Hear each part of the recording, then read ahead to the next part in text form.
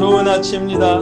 서창원 목사입니다. 오늘도 예수님을 똑바로 바라보고 기대하는 복된 날이길 축복합니다.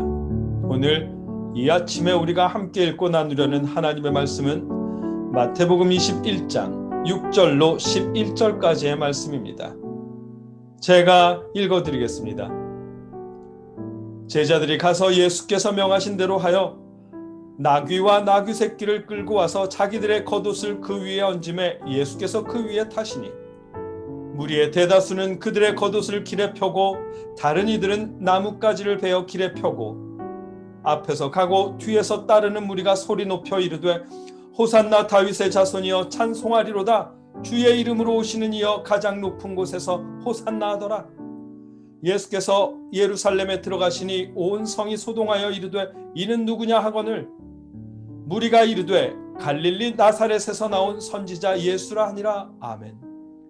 오늘 본문은 자신들 나름대로 예수님을 생각하며 판단하는 사람들의 모습을 보게 하십니다. 그들을 통해 우리는 예수님을 어떻게 바라보고 있는지 생각하도록 하십니다. 말씀을 자세히 살펴보겠습니다. 오늘 본문에는 예수님을 바라보는 서로 다른 시각을 가진 두 무리가 나옵니다. 한 무리는 예수님을 환호하며 다윗의 자손, 로마로부터 이스라엘을 구원하실 왕으로 바라보는 무리이고 다른 한 무리는 예수님을 단순한 선지자 중 한 사람으로 바라보는 무리입니다.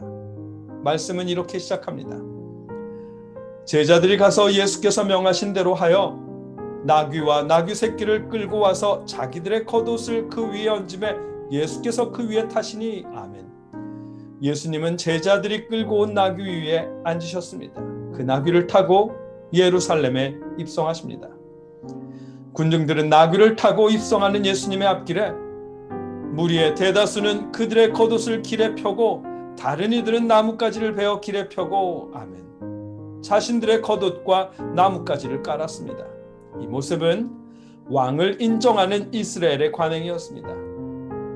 열왕기하 9장 13절에서 예후가 이스라엘의 왕이 될 때 무리가 각각 자기의 옷을 급히 가져다가 섬돌 위 곧 예후의 밑에 깔고 나팔을 불며 이르되 예후는 왕이라 하니라. 아멘. 이렇게 했던 일이 있습니다. 이스라엘 사람들은 자신들의 관행대로 예수님을 왕으로 대우하며 바라보았습니다. 그들은 예수님 앞에 겉옷을 깔고 나뭇가지를 편 후에 앞에서 가고 뒤에서 따르는 무리가 소리 높여 이르되 호산나 다윗의 자손이여 찬송하리로다. 주의 이름으로 오시는 이여 가장 높은 곳에서 호산나 하더라. 아멘. 왕의 호위대가 그러하듯 예수님의 앞과 뒤를 따르며 예수님을 향해 환호합니다. 호산나 다윗의 자손이여 라며 소리 높였습니다. 이 말씀에서 호산나라는 의미는 구원하소서라는 의미입니다. 시편 118편 25절에 아나 야훼 호시아나라는 말씀, 여호와여 구하옵나니 이제 구원하소서라는 말씀을 인용하며 외친 것입니다. 그들은 예수님을 로마로부터 자신들을 구원하실 왕 메시아로 바라보았습니다. 열정적으로 예수님을 환영하며 기뻐했습니다. 그런가 하면 다윗의 자손이여 호산나라는 환호를 당당하게 받는 예수님을 바라보며 예수께서 예루살렘에 들어가시니 온 성이 소동하여 이르되 이는 누구냐 하거늘. 아멘. 누구냐고 묻는 이들도 있었습니다.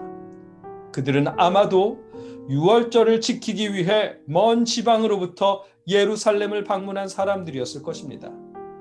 그들은 한껏 들뜬 분위기 속에서 왕처럼 입장하는 예수님의 정체를 궁금하게 여겼습니다. 그들의 질문에 무리가 이르되 갈릴리 나사렛에서 나온 선지자 예수라 하니라. 아멘. 예수님을 선지자라고 소개합니다. 예수님의 소문은 들었지만 여전히 예수님을 메시아로 인정하지 않는 사람들이었습니다. 마태복음 16장에서 이르되 더러는 세례 요한, 더러는 엘리야, 어떤 이는 예레미야나 선지자 중에 하나라 하나이다. 아멘. 라며 제자들이 대답했던 예수님을 선지자 중 하나라고 여기던 무리들이었을 것입니다. 그들은 예수님을 왕이 아니라 나사렛에서 나온 선지자 중에 하나로 바라보았습니다. 예수님이 예루살렘으로 입성하시는 그 자리에는 이렇듯 두 무리가 있었습니다. 예수님을 로마로부터 이스라엘을 구원하실 다윗의 자손 메시아로 여기며 환호하는 무리와 예수님을 선지자 중 하나로 여기는 두 무리가 함께 있었습니다.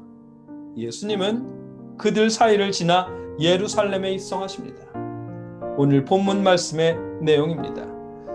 이 본문 말씀을 정리하면 이렇습니다. 오늘 본문에는 나귀를 타고 예루살렘에 들어가시는 예수님을 향해 우리를 구원하소서 호산나 다윗의 자손이여라며 환호하는 무리와 예수님을 그냥 나사렛에서 나온 선지자 중 한 사람이라고 말하는 두 무리가 함께 있었습니다. 예수님을 향한 반응이 서로 달랐지만 두 무리 모두 예수님의 바른 정체를 알지는 못했습니다. 예수님을 다윗의 자손이라며 환호하던 사람들과 예수님을 나사렛에서 나온 선지자 중 하나라고 여긴 사람들 모두 다 예수님의 바른 모습을 바라보지는 못했습니다. 그저 자신들 나름대로 자신들이 바라는 대로 자신들이 생각하는 예수님을 바라보았을 뿐입니다. 이 말씀을 통해 예수님을 바라보는 우리의 시선을 생각하게 됩니다. 어떤 사람들은 예수님을 믿으면 다 잘 될 거라고 말하는 분들도 있습니다. 마치 부적을 써서 가지고 다니면 다 잘 될 거라고 말하는 사람들처럼 부적 대신 예수님의 이름을 넣어서 예수님을 믿으면 다 잘 될 거야 라고 말하기도 합니다. 그런가 하면 어떤 이들은 예수를 10년 동안 믿었는데 부자가 되지 못했다면 잘못 믿은 거다라고 말하기도 합니다. 또 어떤 분들은 1년 동안 성도 수를 2배로 늘리지 못하면 실패한 목회라고 말하는 분들도 있습니다. 그런 소리를 들을 때마다 그분들은 예수님을 누구라고 생각하는지 궁금해집니다. 예수님은 우리를 구원하시기 위해 이 땅에 오셨습니다.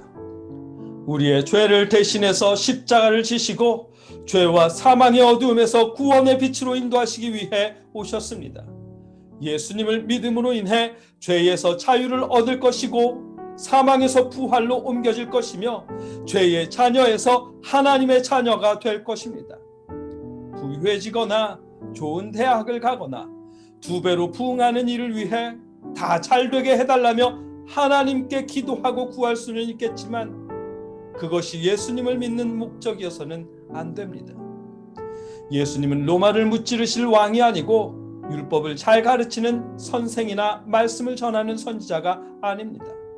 예수님은 모든 일을 잘 되게 해주시고 부자 되게 해주시는 신이 아닙니다. 예수님은 우리를 죄에서 구원하기 위해 오신 하나님의 독생자 메시아입니다. 우리가 예수님을 똑바로 볼 수 있기를 기원합니다.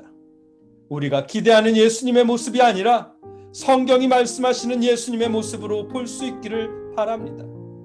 우리가 생각하는 예수님을 믿는 방법이 아니라 성경이 말씀하시는 믿음의 방법으로 바르게 믿을 수 있기를 주님의 이름으로 축복합니다. 함께 기도하겠습니다.